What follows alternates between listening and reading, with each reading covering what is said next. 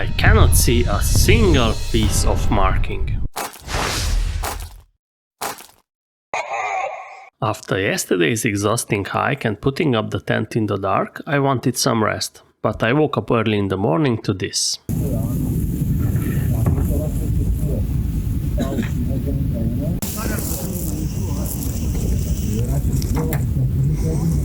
I don't think the group next to me had bad intentions, they probably just didn't know some unwritten rules. Such as emergency huts are only for emergencies, and you shouldn't be noisy in your tents because you never know if someone is resting inside.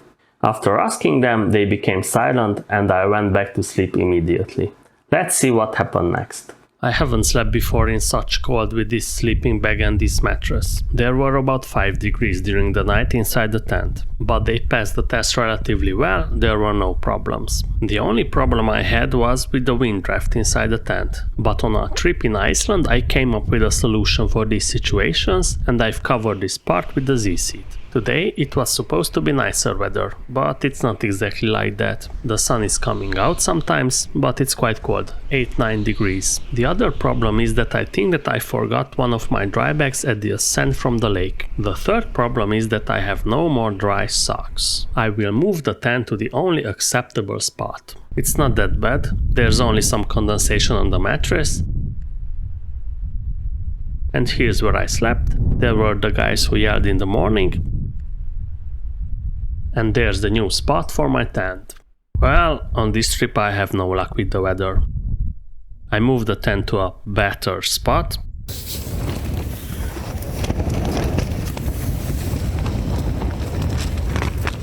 It's not much better. It's still on an incline and the wind is blowing here as well. I couldn't really dry my socks and my boots, so the original plan has to change, climbing Negoiu. I could walk up on peak Ciortea, but honestly there's so much fog that I won't see a thing and I will just freeze. But I still have to do something today, so probably that's gonna be it. From there I descended yesterday while I couldn't see the end of my nose, and somewhere here I deviated because I saw some tracks. The wind is blowing a little, so I'm hiking in my puffy because it's a little bit cold.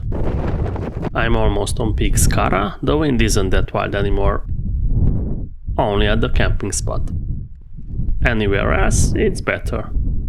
That's how the descent from Scara looks like, and somewhere in that direction in the fog is Ciortea, which I'd like to climb fast while we see something. That's at the Sportița Vrigului. There I descended to the lake, then we see the trail where I climbed those dangerous portions. In front of me is Peak Cârbova, there were some interesting portions near that as well. Perhaps I'll get lucky and the fog will disappear until I arrive on the peak. This is quite dangerous. Yesterday I was almost misled. The trail is not that way. I got here in 1.5 hours from the tent in a leisurely pace. From here there's one more hour to Ciortea, which unfortunately is still in fog. And there's no sign of my dry bag. Somebody probably needed some chocolate. Relatively nice weather everywhere, except where I'm going. I have started the climb to Ciortea and the wind just blew a little and I felt that it's very cold. I have to ascend about 300 meters of altitude. The fog starts somewhere above 2300 meters, there's Peak Budislavu, and here's the path to Ciortea, which will become a sea of fog soon. And Scara also in fog. I had to revert back to the puffy, it's too cold, under 5 degrees for sure. I cannot see a single piece of marking. You see, it's like this all the way. There you can see it, I stand next to one, but the next one is nowhere, I mean nowhere to be seen. Even if I can see at least 50 meters ahead, I have no idea which way to go. You see that? That's where I still have a lot to go. Here comes the first stunt. In the meanwhile I can hear the rescue chopper. Here's the peak. It wasn't simple and the markings are horrible, so I don't know how I find my way back.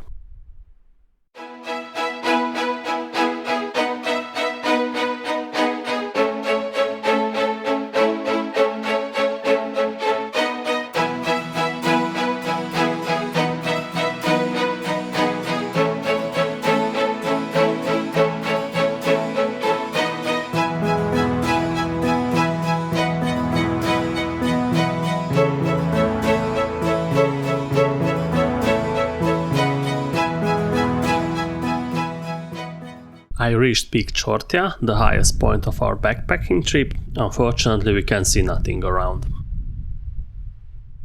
It was very hard to find the path up there. It took me 1.5 hours to get here because of getting lost multiple times and of course because of the fog. So I'm not staying for long, 5 minutes, then I start the descent. Another exceptional marking. Ta-da! Let's find which way. The fog dispersed a little bit, so I could see how off track I am. It looks like the fog descended a lot. It covers not only Scara, but Grbova as well. Yeah, I was somewhere there.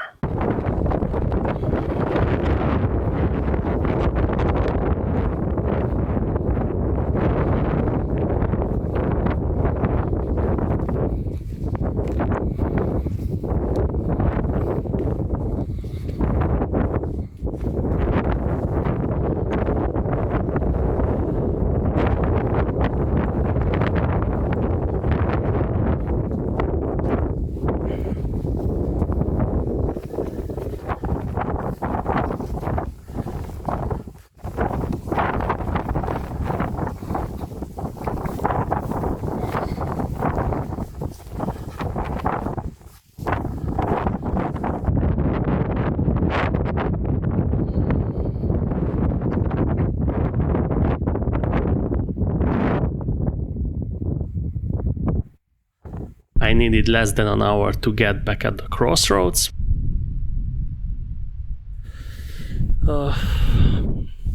From here I have about an hour and a half back to the tent, and my hair is still not good.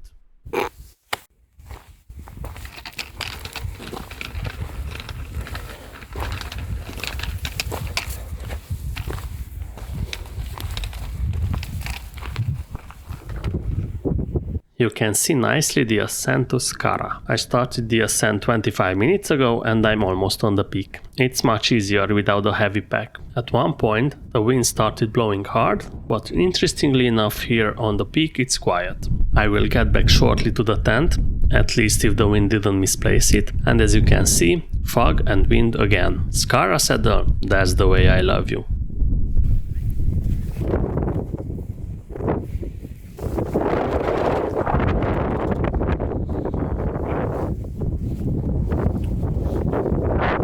It seems that this stuff against blisters did its job, but getting rid of it is kinda funny, and not exactly painless. The next day was very mixed. Finally the weather became nice, but I also found out who the helicopter was searching for.